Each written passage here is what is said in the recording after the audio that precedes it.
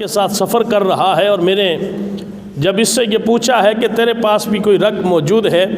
تو اس نے بڑی نفاست سے اور بڑی وہ سچائی کے ساتھ یہ جواب دیا ہے کہ ہاں میرے پاس 40 دینار موجود ہیں۔ بہرحال اس ڈاکو نے آپ کی اس بات کو سننے کے بعد کوئی اہمیت نہ دی اور صرف ایک بچے کا جملہ سمجھ کے وہ آگے چلا جاتا ہے اور باقی لوگوں کا سامان لوٹنا شروع کر دیتے ہیں۔ سارے کے سارے قافلے کا سامان جب لوٹ لیا گیا اور سامان لوٹنے کے بعد جب وہ سارے ڈاکو اپنے سردار کے پاس چلے جاتے ہیں اور وہاں پہ جمع ہوتے ہیں تو ڈاکوؤں کا سردار ان سب کا سامان دیکھنے کے بعد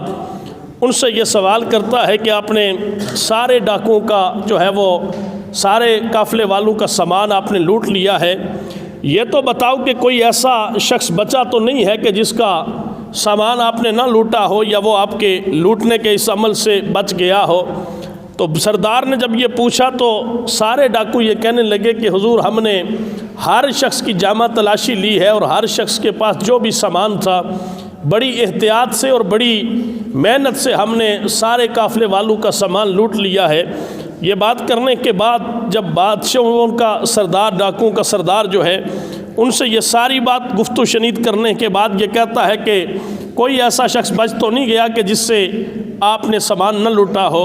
ایک ڈاکو اٹھ کے کھڑا ہو کے یہ کہتا ہے کہ ہمارے سردار ہم نے سارے قافلے والوں کا سامان لوٹ لیا ہے، لیکن وہاں ان قافلے والوں کے ساتھ ایک بچہ ایسا ہے کہ جس سے میں نے یہ پوچھا کہ تیرے پاس کوئی سامان موجود ہے تو اس بچے نے یہ کہا کہ ہاں میرے پاس 40 دینار موجود ہیں، لیکن میں نے اس کے 40 دینار کی پھر تلاشی نہیں لی۔ اس کا یہ کہنا ہی تھا کہ میں اگلے شخص کا سامان لوٹنے کے لیے اس کی تلاشی لینے میں لگ گیا۔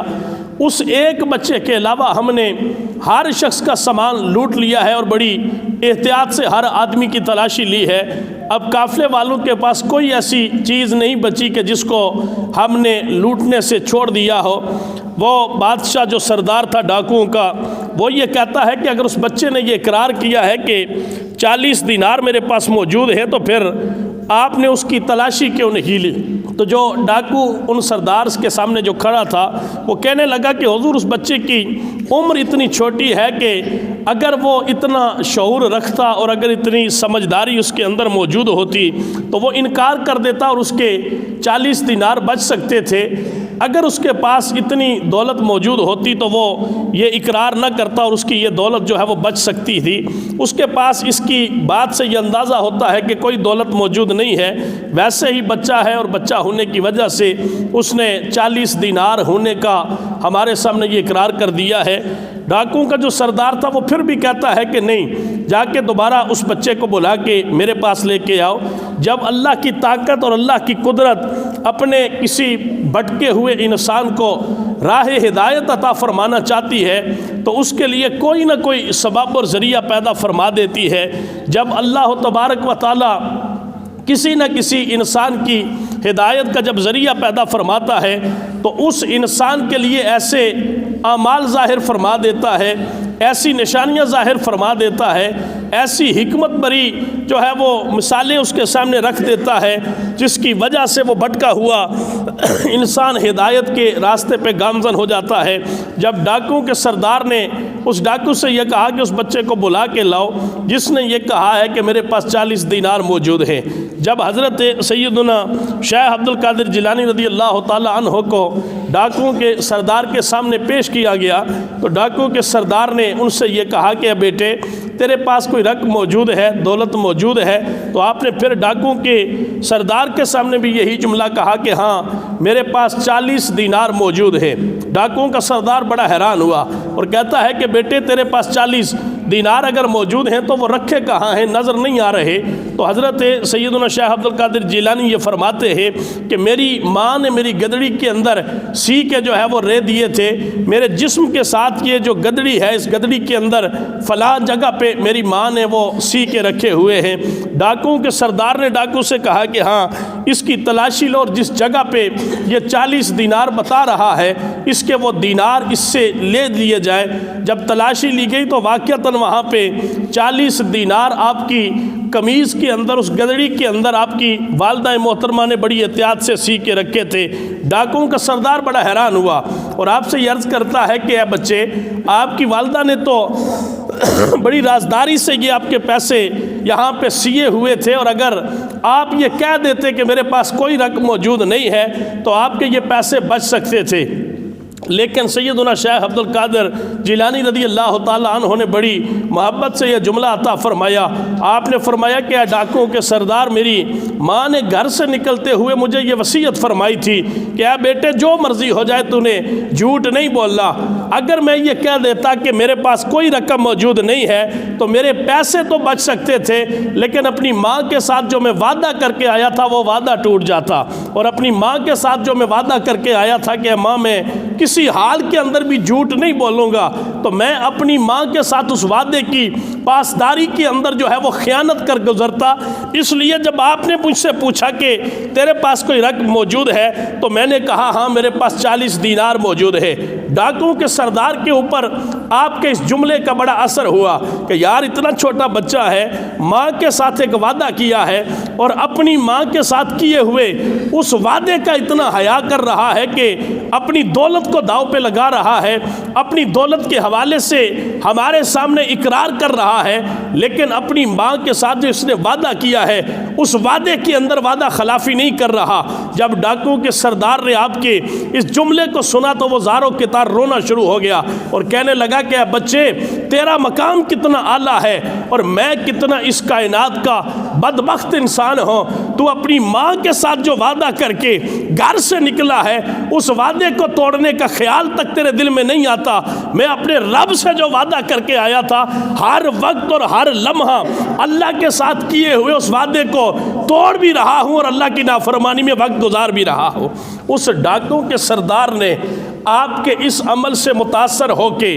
آپ سے یہ عرض کرتا ہے کہ اے بچے، تو ہاتھ اپنا آگے کر، میں تجھے گواہ بنا کے آج یہ توبہ کر رہا ہوں کہ آئندہ کے بعد ساری زندگی ڈاکہ زنی سے توبہ کر کے، اللہ کی نافرمانیوں سے توبہ کر کے، اللہ کے نظام سے جو میری بغاوت کا ایک عمل تھا اس سے توبہ کر کے میں اب نیک لوگوں کی اور اچھے ہدایت یافتہ لوگوں کی زندگی گزارنا چاہتا ہوں۔ ڈاکوؤں کے سردار نے جب ہاتھ آگے کیا تو ساری کی ساری جماعت یہ کہتی ہے کہ اے ہمارے سردار، جب تک ہم برائی کے راستے پہ چل رہے تھے تب بھی ہم سارے اکٹھے چل رہے تھے، آج اگر تیرے دل کے اندر اللہ نے ہدایت کا نور پیدا کر دیا ہے تو ہمیں بھی اپنے ساتھ شامل کر لے، ہم بھی توبہ کر کے آئندہ زندگی نیک لوگوں والی گزارنا چاہتے ہیں۔ آپ کی یہ کرامت تھی کہ بچپن کے اندر ہی جب حصول علم کے لیے آپ اپنے گھر سے جا رہے ہیں تو اللہ نے آپ کو یہ شان عطا فرمائی ہے کہ آپ کے ہاتھ پہ ڈاکوؤں کی ایک پوری جماعت توبہ کر کے ہدایت یافتہ لوگوں کے اندر شمار بھی ہو رہی ہے، بلکہ روایات کے اندر یہ آتا ہے کہ وہ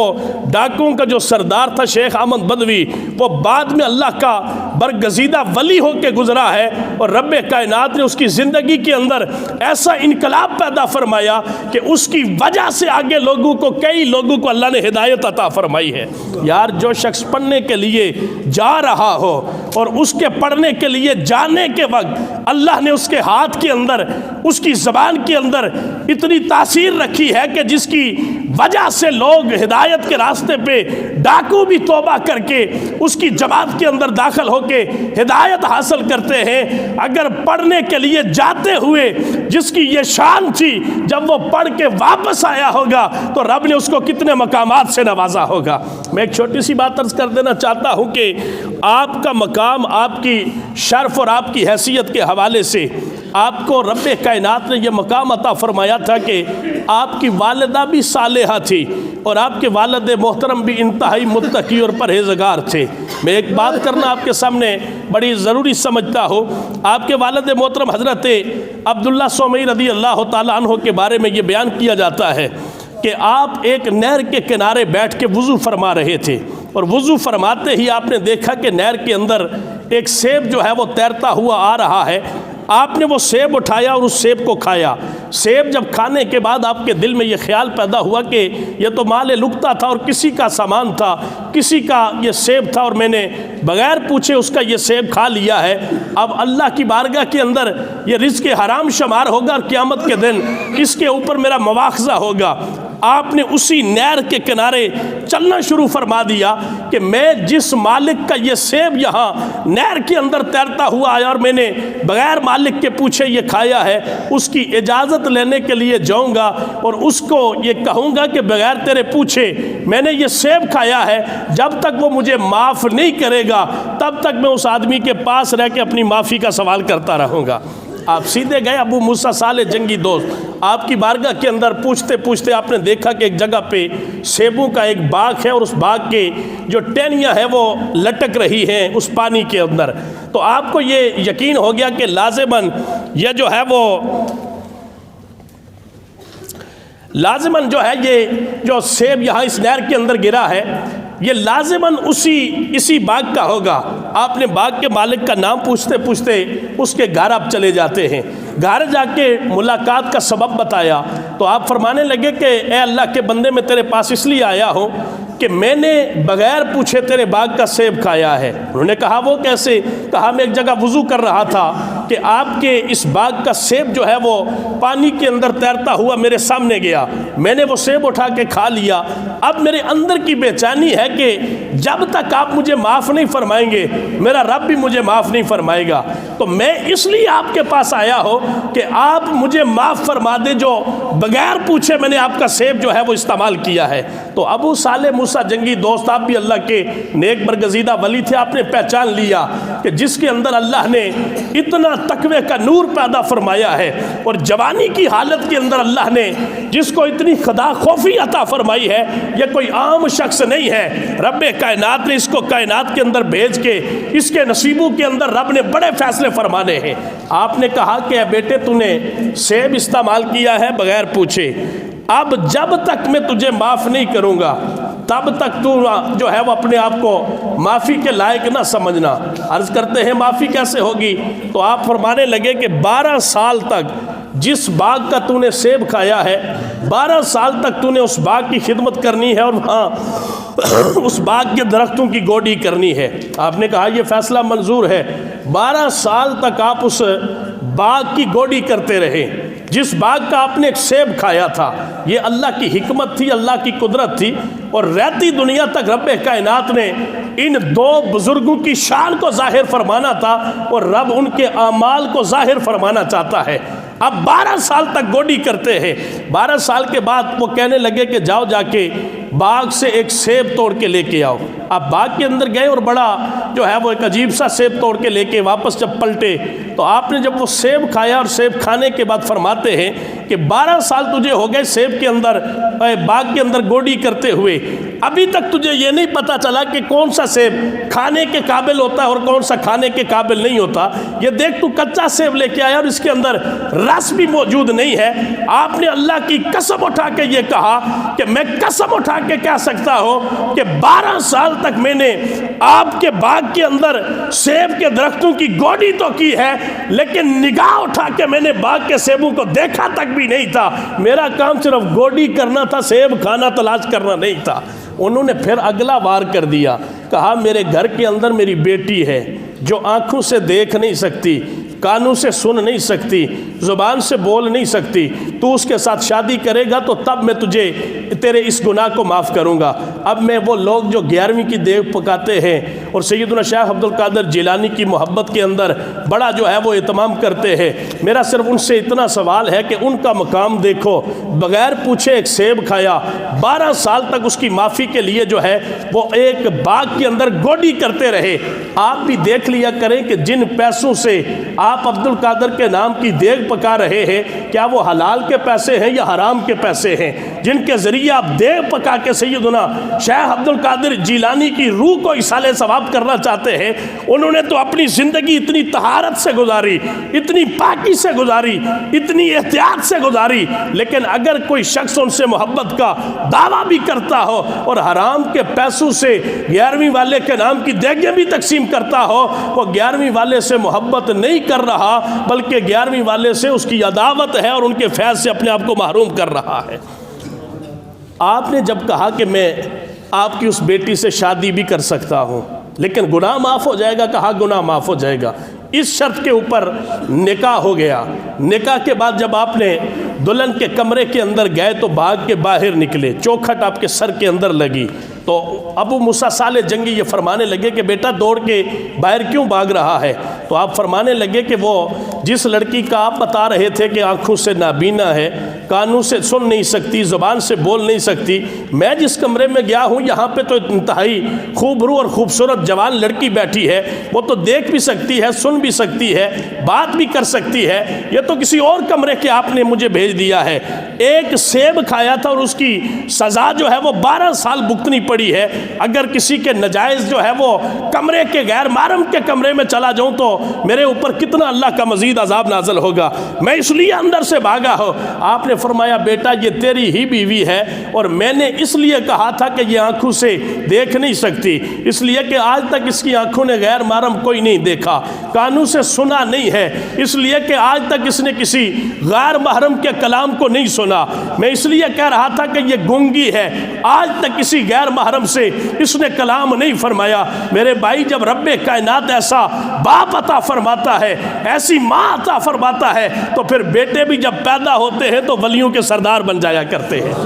اسی لیے تو کسی نے کہا تھا کہ مجھے پاک مائیں دو میں تمہیں پاک نسل دوں گا، نیک مائیں دو میں تمہیں نیک نسل دوں گا۔ حضرت سیدنا شیخ عبد القادر جیلانی جب مدرسے میں پڑھنے کے لیے گئے تو قاری صاحب نے صرف بسم اللہ پڑھائی، آپ نے 18 سپارے زبانی سنا لیے، تو مدرس کہنے لگے کہ بیٹا جس قاری کے پاس یہ 18 سپارے تو نے پڑھے تھے اس کے پاس آگے بھی حفظ کر لیتا۔ آپ نے جواب عطا فرمایا قاری صاحب بات یہ ہے کہ میری ماں کو 18 سپارے زبانی یاد تھے، وہ ہر وقت جب کام کرتی تھی، کوئی بھی عمل کرتی تھی تو وہ رب کے قرآن کی تلاوت کیا کرتی تھی۔ میں ماں کے شکم میں تھا، جب پیدا ہو کے ماں کی گود میں رہا میں نے اپنی ماں کی زبان سے اور کچھ نہیں سنا، رب کا قرآن سنا ہے، اور اتنی بار سنا ہے کہ یہ جو قرآن آپ کے سامنے 18 سپارے میں سنا رہا ہو یہ اپنی ماں کی گود میں یاد کر کے آپ کے پاس پہنچا ہو۔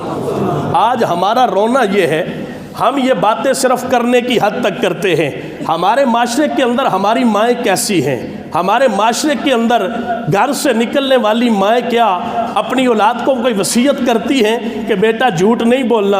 آپ باہر جا رہے ہو کس طرح سے رہنا ہے؟ کیا ہماری ماں جو آج کے معاشرے کی مائیں ہیں کیا ان کی گودیں اس قابل ہیں کہ ان کی گود کے اندر پیدا ہونے والا ایک انسان اچھا انسان کہلانے کے قابل ہو سکتا ہے؟ حضرت مائی راستی آپ کو فرید الدین گنج شکر کی ماں فرماتی ہے کہ میں فرید الدین گنج شکر کو، شکر جو آپ کا لقب پڑا ہے اس کی کئی توجیحات ہیں اور کئی بیان کی جاتی ہے۔ آپ کی والدہ نے فرمایا بیٹا نماز پڑھا کر، پوچھتے ہیں نماز پڑھوں گا تو کیا ملے گا؟ آپ نے فرمایا نماز پڑھے گا تو تجھے شکر ملے گی، تیرا رب تجھے شکر دے گا۔ اب دیکھیں نا گزشتہ جمعۃ المبارک میں عرض کر رہا تھا کہ بندے کا عمل جو ریاکاری ہوتا ہے وہ بعد میں محبت کے اندر بدل جاتا ہے اور پھر وہی محبت انسان کی عبادت بن جایا کرتی ہے۔ آپ نے ریاکاری کی، کہا کہ بیٹا نماز پڑھے گا تو تجھے شکر ملے گی۔ آپ فرید الدین گنج شکر نے بچے تھے اور شکر کے لالچ میں آ کے نماز شروع فرما دی۔ مائی راستی فرماتی ہے ایک دن میں گھر کے اندر موجود نہیں تھی،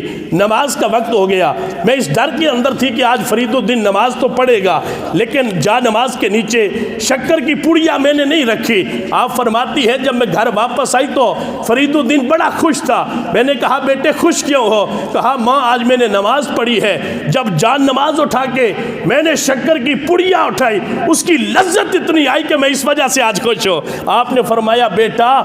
لذت اس لیے آئی ہے کہ اس سے پہلے شکر کی پڑیا تیری ماں مصلے کے نیچے رکھا کرتی تھی، آج تیرے رب نے خود رکھی تھی، اس لیے لذت آئی ہے۔ کیا آج بھی ہم اپنی اولادوں کو جہاں پہ مختلف قصے اور کہانیاں سناتے، مختلف بچوں کے اندر تربیت کے پہلو اجاگر کرنے کے لیے مثالیں دیتے ہیں، انگریز کے پیچھے لگ کے ہم نے نہ اس دنیا کو کسی کام کا چھوڑا ہے، نہ آخرت کی دنیا کو ہم نے کسی کام کا چھوڑا ہے، آج پوری دنیا کے اندر مسلمان رسوا ہو رہے، ذلیل ہو رہے، اس کے اندر کوئی شک نہیں ہے۔ لیکن سیدنا شیخ عبد القادر جیلانی آپ کے وہ خلفاء تھے، آپ کے فیض یافتہ لوگ ہی تھے کہ جنہوں نے تاتاریوں کی اینٹ سے اینٹ بجانے کے بعد ان کو اپنا دست نگر کر کے، اپنے سر نگو کر کے ہدایت کے وہ مینار بنایا کہ وہی لوگ جو پہلے لوگوں کے سر کاٹا کرتے تھے، آج ان کی گردنیں اللہ کے سامنے جھکی ہے۔ اور علامہ اقبال کی روح یہاں پھڑک کے کہتی ہے کہ تو نہ مٹ جائے گا ایران کے مٹ جانے سے، نشہ میں کو غرض نہیں پیمانے سے، اور ہے آیا یورش تاتار کے افسانے سے، پاسباں مل گئے کعبے کو صنم خانے سے۔ ایک مثال دینا چاہتا ہوں، ہلاکو کی بیٹی جو ہے وہ ایک چوک کے اندر سے گزر رہی تھی، دیکھا کہ ایک بابا کھڑا ہے اور ایک پورا جمع غفیر ہے، بابے کے غریب جمع ہے۔ ہلاکو کی بیٹی نے کہا یہ بندہ کون ہے؟ کہا یہ بغداد شہر کے عالم ہے، بہت بڑے صاحب علم متقی اور اس شہر کے بڑے عالم ہیں۔ کہا اس بابے کو میرے پاس بلاؤ، عالم کو میرے پاس بلاؤ۔ عالم صاحب جب آئے تو ہلاکو کی بیٹی کہتی ہے علامہ صاحب آپ کا خدا پہ یقین ہے؟ کہا یقین ہے۔ آپ کا اس بات پہ عقیدہ ہے کہ رب جو ہے وہ بغیر اس کی منشا کے کوئی کام نہیں ہوتا؟ کہا ہمارا اس بات پہ عقیدہ ہے۔ تو کہا پھر مانو رب نے ہمیں جو شان عطا فرمائی ہے یہ رب کا فیصلہ ہے، رب نے جو ہمیں تمہارے اوپر طاقت عطا کی ہے یہ رب کا فیصلہ ہے۔ اس بات کو مان کے تم ہمارے سامنے سرنڈر کیوں نہیں کر جاتے؟ کیوں ہمارے سامنے کھڑے ہو کے لوگوں کے اندر جو ہے وہ ایک بغاوت ابھار رہے ہو؟ عالم دین نے بڑا پیارا جواب عطا فرمایا۔ آپ نے فرمایا بیٹی آپ نے کبھی چرواہا دیکھا ہے؟ کہا دیکھا ہے۔ چرواہے کے اگر اس کا ریوڑ بھی دیکھا ہے؟ کہا جی وہ بھی دیکھا ہے۔ کہا چرواہے نے اپنے ساتھ کتے بھی رکھے ہوتے، وہ کتے تو آپ کتے بھی دیکھے ہیں؟ کہا ہاں کتے بھی دیکھے ہیں۔ کہا جب تک ریوڑ راستے پہ چل رہا ہوتا ہے چرواہا بے فکر ہوتا ہے، ریوڑ اپنے راستے پہ چل رہا ہے، کتے بھی چرواہے کے ساتھ چل رہے ہوتے ہیں، لیکن وہی ریوڑ جب اپنے راستے سے بھٹکنا شروع ہو جاتا ہے، جو بکری اپنا ریوڑ چھوڑ کے نکلتی ہے، جو بھیڑ اپنا ریوڑ چھوڑ کے نکلتی ہے، اس مالک کے کتے دوڑ کے جاتے ہیں اور اس وقت تک اس بکری اور اس جانور کا پیچھا کرتے ہیں جب تک وہ دوبارہ اپنے ریوڑ کے اندر داخل نہیں ہو جاتا۔ عالم دین نے کہا ہم اللہ کا وہ ریوڑ ہے جو اپنے راستوں سے بھٹک چکے ہیں، اور رب نے کتوں کی شکل کے اندر تم جیسے لوگوں کو ہمارے پیچھے لگا دیا۔ جب تک ہم دوبارہ اپنے راستے پہ نہیں آ جاتے رب اپنے کتوں کے ذریعے ہمیں راستے کی طرف گماتا رہے گا۔ آج یہی ہو رہا ہے، پوری دنیا کے اندر مسلمان پٹ رہے ہیں، مسلمانوں کو مار پڑ رہی ہے، اور مختلف نسلوں کے کتے اور مختلف سوچ کے کتے اور مختلف فکر کے کتے جو ہے وہ مسلمانوں کے ریوڑ کے پیچھے لگے ہیں۔ لیکن بات صرف ایک اتنی ہے کہ جس دن ہم نے اپنے قبلے کا تعین کر کے محمد عربی کے غلام بن کے اپنے راستوں کا صحیح تعین کر دیا اور ہدایت کے راستے کے اوپر جس دن گامزن ہو جائیں گے، میرا ایمان یہ کہتا ہے کہ رب پھر ہمیں عزت عطا فرمائے گا اور ان کتوں کو ذلیل کرنا شروع کر دے گا۔ یہ کتے تب تک ہمارے پیچھے لگے رہیں گے جب تک ہم اپنے مالک کے راستے سے بھٹکتے رہیں گے، جب تک ہم مالک کی بتائی ہوئی منزل سے دور بھاگتے رہیں گے یہ کتے ہمارے پیچھے لگے رہیں گے۔ اللہ کی بارگاہ میں دعا ہے کہ رب کائنات ہمیں صراط مستقیم نصیب فرمائے، ہدایت نصیب فرمائے۔ وآخر دعوانا الحمدللہ رب العالمین۔